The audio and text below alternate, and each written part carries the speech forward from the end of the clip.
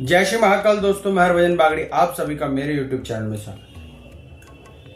रावण ने नवग्रहों को बंदी बना लिया था। ये सभी ने कथा सुनी थी, सभी जानते हैं। ये कथा हमारे धर्म ग्रंथों में मौजूद है।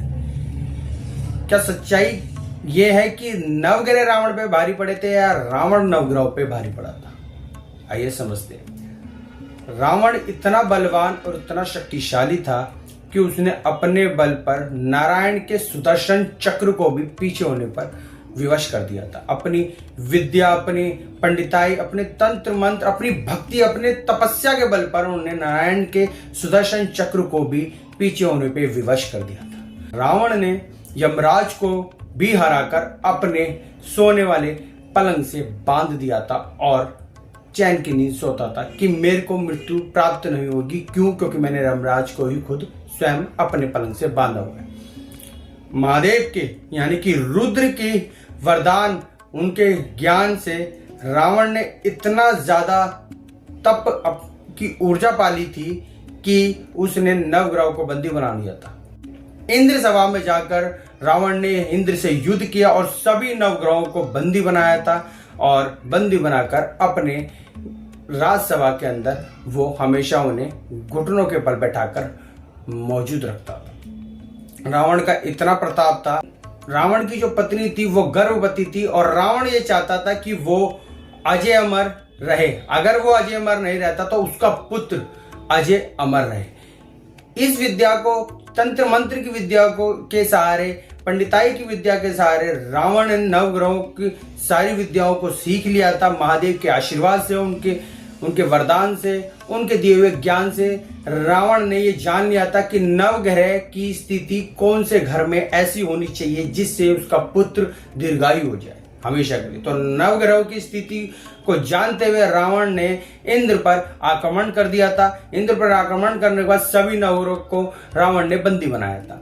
सभी नवग्रहों को बंदी बनाने के बाद रावण ने आदेश दिया था कि वो कुंडली के 11वें घर में बैठे। 11वें घर में बैठने की वजह से उसका जो पुत्र मेघनाद है वो अजय अमर हो जाएगा। ये बात सभी नवग्रहों को पता चल गई थी और सभी नवग्रहों ने रावण का पालन भी किया था। जैसे ही मेघनाद का जन्म होने वाला था, रावण का पुत्र का जन्म होने ही वाला था कि शनिदेव ने दिव्य प्रेरणा से रिस्क लेते हुए, यानी कि अपनी जान की बाजी लगाते हुए, ये पता होते हुए भी कि रावण उसे नहीं छोड़ेगा, तो शनिदेव ने 11वें घर से अपनी पोजीशन परिवर्तन कर ली थी। वो आगे चले गए थे 12वें घर में। 12वें घर में जाते ही शनिदेव की दृष्टि तीसरे घर पे पड़ी, छठे घर पे पड़ी और 9वें घर पे पड़ी। तीसरे घर पे पड़ने की वजह से पराक्रम से व्यक्ति मरेगा। छठे घर में दृष्टि पड़ने की वजह से दुश्मन के हाथ मरेगा। 9वें घर में दृष्टि पड़ने की वजह से कोई दिव्य आत्मा, कोई दिव्य शक्ति उसे परास्त करेगी और उसको खत्म कर देगी। शनिदेव के 12th हाउस में बैठने की वजह से रावण इस बात को नहीं जानता था। रावण के अकॉर्डिंग ये था कि सभी ग्रह 11th हाउस में आ गए। लेकिन अगले दिन जब रावण के बेटे का जन्म हो गया तो रावण बहुत तेजी से खिलखिला रहा था और प्रफुल्लित हो रहा था कि उसका पुत्र अजय अमर हुआ है। लेकिन रावण इस बात से अनभिज्ञ था कि शनिदेव ने पोजीशन बदल ली है और उसकी आज्ञा का पालन नहीं करा है। जब राजपुरोहितों से रावण ने कहा कि उसके बेटे मेघनाद की कुंडली बनाई जाए, जब कुंडली बनाई गई तो राजपुरोहित ने कहा कि शनिदेव ने आज्ञा का पालन नहीं किया है। तो शनिदेव पर इतना द्वेष रावण को प्रकट हुआ, इतना क्रोध प्रकट हुआ, रावण को इतना ज्यादा गुस्सा प्रकट हुआ कि रावण ने अपने जूतों के पास, अपने चप्पलों के पास, अपने पैर के पास शनिदेव को रखने लगा और उसे बहुत पीड़ित करने लगा। शनिदेव को इतना पीड़ित करने लगा कि शनिदेव महादेव से अपनी रक्षा की गुहार लगाते थे। महादेव की लीला से, ब्रह्मा जी की लीला से नारद जी पहुंचे थे राजसभा में रावण की और उन्होंने कहा था कि आपने नवग्रहों को बंदी बनाया, ये आपने बहुत अच्छा काम किया। लेकिन ये क्या रावण दशानन जी, आपने अपने पैर के पास शनिदेव की पीठ पे पैर रखा है,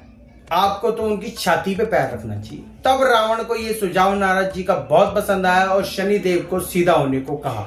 जैसे ही शनिदेव सीधे हुए, उनकी दृष्टि रावण पे पड़ी और रावण की साढ़े यानी कि शनि की महादशा और साढ़े दोनों एक साथ चालू हो गई और शनि देव की ऐसी क्रूर दृष्टि रावण पे पड़ी कि उसकी तंत्र मंत्र सारी विद्या भी फीकी पड़ गई शनि देव की क्रूर दृष्टि के आगे।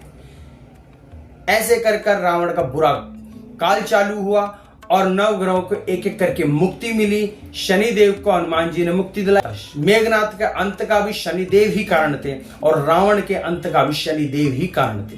तो ये आपको समझना चाहिए कि आप चाहे कितने भी ज्ञानी हो, तंत्र मंत्र के ज्ञाता हो, कितने भी पराक्रमी हो, नवग्रहों से आपकी जीत नहीं हो सकती। हाँ, उपायों के सहारे, गुप्त क्रियाओं के सहारे आप पहाड़ को राई बना सकते हैं और राई को पहाड़ बना सकते हैं। ये आपके हाथ में जरूर है, लेकिन आप पूरी तरह किसी भी चीज को समाप्त नहीं कर सकते। वीडियो पसंद आया तो लाइक कीजिए, शेयर कीजिए, सब्सक्राइब कीजिए। आगामी वीडियो में मिलता हूं नई जानकारी के साथ। अभी के लिए जय श्री महाकाल।